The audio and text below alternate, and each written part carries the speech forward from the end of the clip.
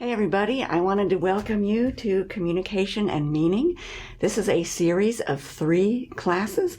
They're related but independent, so you might be taking 1, 2, or all 3 of them in any order, and that's just fine. A couple things I wanted to tell you. Each course is 5 weeks, 1 credit, and no books required. So that's the good news. Well, also other good news. I'm hoping that these classes will fill a need for people who just needed a credit or 2, maybe 3, and something that won't bore you to tears or make you crazy. So that's what I'm going for. Feel free to let me know whether I've reached that goal. All right, the most important thing I want to tell you today, and if you stop watching the video after this, you'll miss good information, but in order to pass the class, you must complete 1 passing assignment from each week's choices.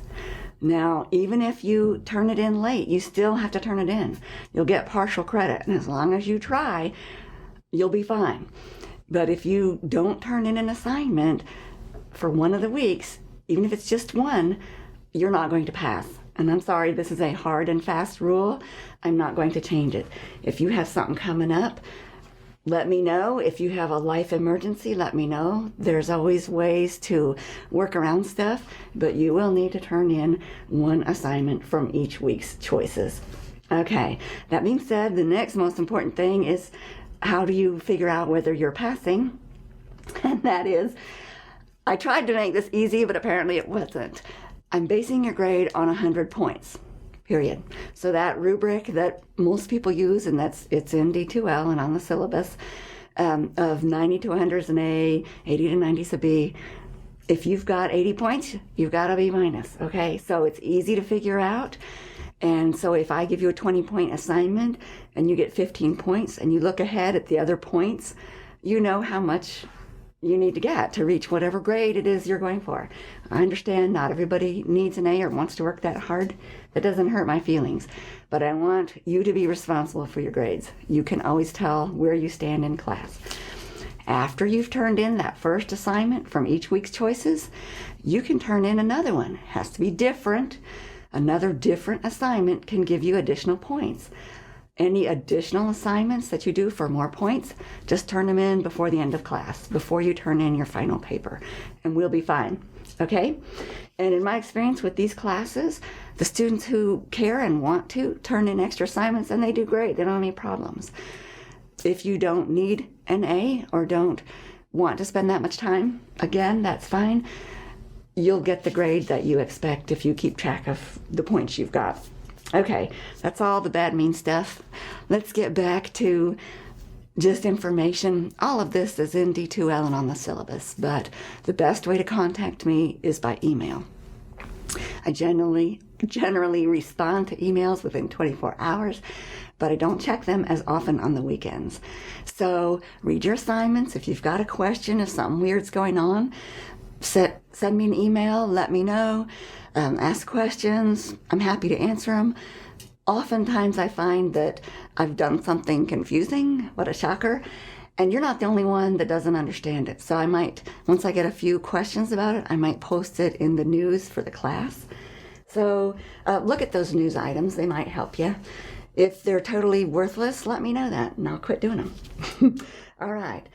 So if you decide to participate in one of the discussions for this class, which again, you get choices for each week, let me let you know that in order to get full credit for discussions, you must participate.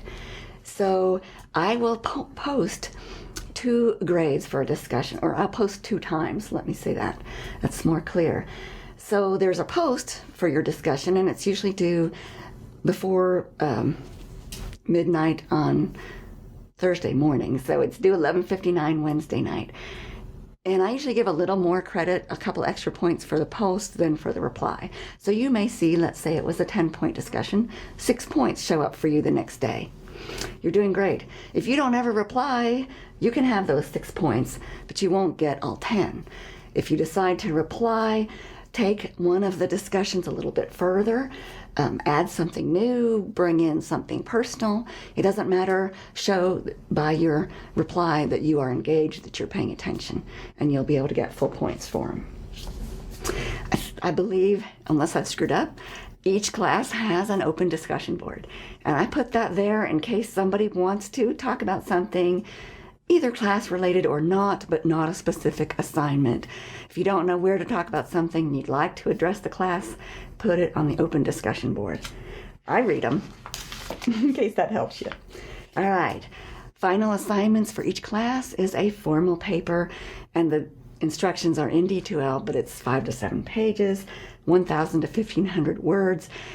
And formal, I want a title, I want your name on it, page numbers, works cited if you use any works. And it can be anything related to communication and meaning. And this is a great opportunity for you to explore something related to your field. A lot of students use it this way, and that's great. It makes it more interesting to me because I probably don't know anything about your field of study. So if it's not your field of study, anything you're interested in, there's bound to be something that you enjoy that you can communicate about or discuss how to communicate. So keep that in mind. Nothing's more boring than reading 25 papers about the same subject. I don't think that can happen in this class because we've got so much choice, but just so you know. Okay, so while we're on the subject, you can actually use your field of study. If you're really interested and really into the meat of whatever you're studying for your degree, feel free to use the assignments, even the other ones, to discuss your particular topic of interest, or several different ones. It doesn't matter to me so much. I want you to think and write. I want it to be about communication, how to communicate, miscommunications. What in the world do we mean by meaning? How did you understand somebody or not understand them, and why? So part of what we're going to explore in some of these classes is that understanding and knowledge are mediated. In other words, I understand things through my senses, but also through what my family taught me, through what society teaches me, through what the culture at ETSU teaches me, what the particular culture in my field of study, the jargon related, well, of course, my field of study is kind of amorphous, but whatever jargon might be related with interdisciplinarity, for example. In fact, interdisciplinarity is part of that jargon that people who are not in the field may not understand it until I explain it. So how can you get the meaning or what I mean until I tell you? So in addition to all of that, your family and your senses are your particular experiences. That will greatly influence how you understand something. If you have in the past seen someone fly a jet airplane, then watching them do all these movements and looking at the dials means more to you than it would to me. So your personal experience also influences meaning. So there's language, text, body language. If I kick my brother under the table, it means something different than if I kick my husband under the table. Would you ever kick your mother-in-law? I don't know that I'd want to, but what would it mean if you kicked your mother-in-law under the table? So another half of that is, how do I know that if I kicked her, she'd even understand what I was saying? She might just go, well, or she might go, oh, excuse me. So how does anyone else understand what I'm trying to communicate? Something else we can explore is ambiguity. So just because I say something, you may not get it. In fact, I've learned that happens a lot when I'm trying to teach class. You may get why from watching this video. But what about eyewitness testimony? I know we cover that in one of the classes. If you're not in that class, but you're interested in that, feel free to explore it. There's a lot of information, a lot of cool videos where they show you something, ask you what you saw, or ask a group of people in the video what they saw, and compare it to what really happened. It's pretty interesting. Makes you kind of wonder.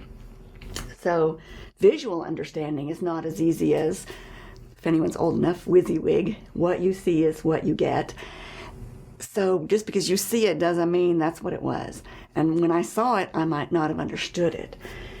So also, there's purposeful ambiguity. I might say a double entendre and hope that you get both meanings, or a pun.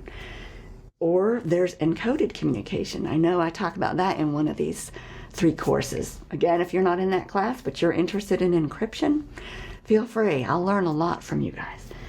So I just wanted to let you know those things about the class. Feel free to contact me. You can contact me by phone if you want. It's 423-439-7182. Yeah, I don't have it memorized. But you can leave a message at that number, and I'll get back to you if you want to meet in person. We sure can. Again, all my contact information is in D2L. If we meet in person, it would be on campus at 916 West Maple.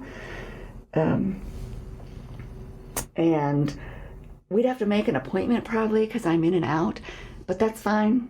The few students that I have met with in person, it's been easy. I like seeing you guys in person because it's kind of weird never meeting my students. I've not had that much experience with online yet, so it's all an experiment. I'm experimenting on you too, giving you the choices in class. So let me know if you like being able to choose. If you don't like, feel free. It may not help you for this course, but if you take another one, or it'll help future students. Thanks.